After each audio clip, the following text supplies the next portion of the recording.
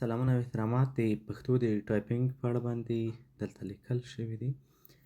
دا چې څنګه د پښتو غږونه په متن باندې واړو، دې ته ترانسکریپشن وایي یا ترانسکرایب کول یا غږ په متن باندې اړول یو مهم مهارت دی چې تاسو ته حتی په فریلانس نړۍ کې ډېرې لارې پرانیستلی سي. البته دلته دا کار وړیا ډول یې تاسې به تمرین وسي، پښتو ته به مو کار کړی وي.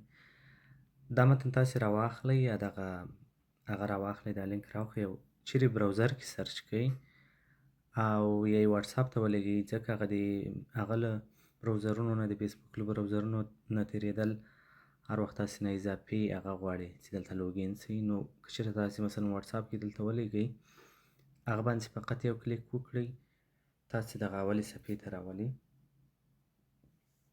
دلته حتما په دغه توره خانه کې باید پښتو ژبه لیکلې وي. که چېرته پښتو نه وي، مثلا انګلیسي وي، بیا تاسې ته انګلیسي غږونه راځي، خو تاسې باید دلته حتما اتومات شکل باندې تاسې ته پښتو راځي. ولې که پښتو نه وه، تاسې پښتو پیدا کړئ او پښتو انتخاب کړئ. ډېرو کسانو ته کیدای سي دغه صفحه په پښتو باندې نه وي راغلې، مثلا په یوه بله ژبه باندې راغلې وي ورته. مثلا زه انګلیسي سرچ کړم یا الباني سرچ کړم، اکثره خلکو ته دا صفحه په دغسې بله ژبه باندې راځي. نو تاسې باید دلته کلیک وکړئ، ډاشبورډ ته راسئ، ژبې ته راسئ، په ژبې په ځای کې تاسې پښتو سرچ کړئ. پښتو چې کله سرچ کړئ، تاسې پښتو پیدا کوئ. وښي دا به زه په انګلیسي سرچ ولیکم، په الماني باندې البته. نو اوس دا صفحه تاسې ته په پښتو باندې راغله. تاسې په دې واورې باندې کلیک کوئ. که زه یو نوی ښار جوړوم، نو اول کې شبخانه یا روغتون جوړوم، ځکه جوړتیا تر هر شي مهمه ده. که چېرې سړی ناروغ وي، ناجوړه وي، نو هغه وخت بیا نه مکتب دا به زه پرېږدم، سم پرې پوه نه شوم.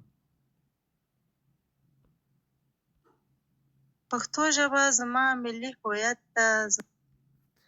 دا یې مثلا څه ویلي، هغه زه پسې لیکم. پښتو ژبه زما ملي هویت دی.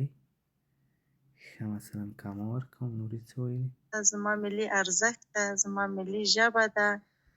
دا زما ملي ارزښت دی، زما ژبه ده. مثلا کامو ته او دغه یو اندازه توجه ورته وکړئ، که څه هم چې بېرته درپسې اصلاح کول کېږي.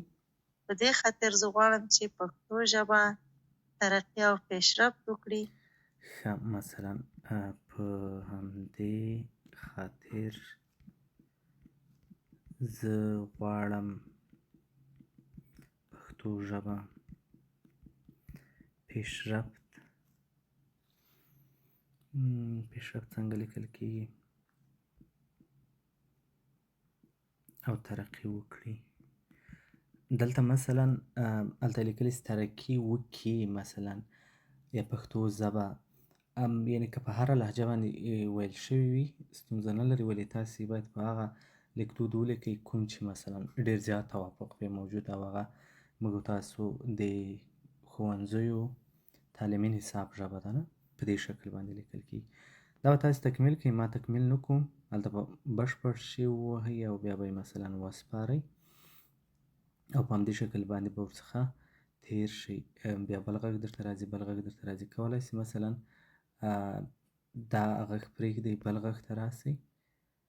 مثلا دا پرېښودل شو، اصلا ما دا سبمیټ نه کړو. که برېښنا نه وای، اوس مثلا د ما دا متن لا په همدې صفحه کې پاته ده، دا باید دلته پاته نه سي، دا باید زه له دې نه لرې کړم. انسانانو ځوان اوس تر دې حده پورې هېڅ امکان نه درلود چې رسېدلی وای، ځکه کله چې اوس په دې تلیفون کې خبرې ثبتوم، په کمپیوټر کې دا متنونه دې فقط بدلوئ، بیا بله مرحله کې موږ درپسې ایډیټ کوو او هلته یې موږ سپارو. نو دا چاره ډېره اړینه ده، لطفا همکاري وکړئ د پښتو په خاطر او خپله به هم دا مهارت کې زده سي. په دې شکل باندې کارونه هم پیدا کېږي. هر هغه چا چې ډېره همکاري وکړه، فریلانس کارونو کې هم په دې برخه کې ورسره همکاري کولی سو. او تاسې خپله هم په آینده کې ځان برابرولی سئ. کیدای سي خپله CV کې دا ولیکئ چې تاسې ډېر ښه شکل باندې ټرانسکریپشن کولی سئ، یا یې په لینکډین اکاونټ کې ولیکئ، یا مثلا په تاسې فیور او چې فایبر او اپورک او فریلانسر چې اکاونټونه دي، پلیټفورمز دي، هغو کې خپله بایو کې دغه مهارت لیکلی سي. او کوم ټایپینګ اصلا نه زده، هلته مې پاس په دې پوسټ کې تاسې لپاره دا کس نوم لیکلی ده، خالد دانشیار صاحب د ټایپینګ یو سافټویر جوړ کړی، هلته تاسې کولی سئ پریکټس هم وکړئ همزمانه. هر صورت ښه وخت، مننه.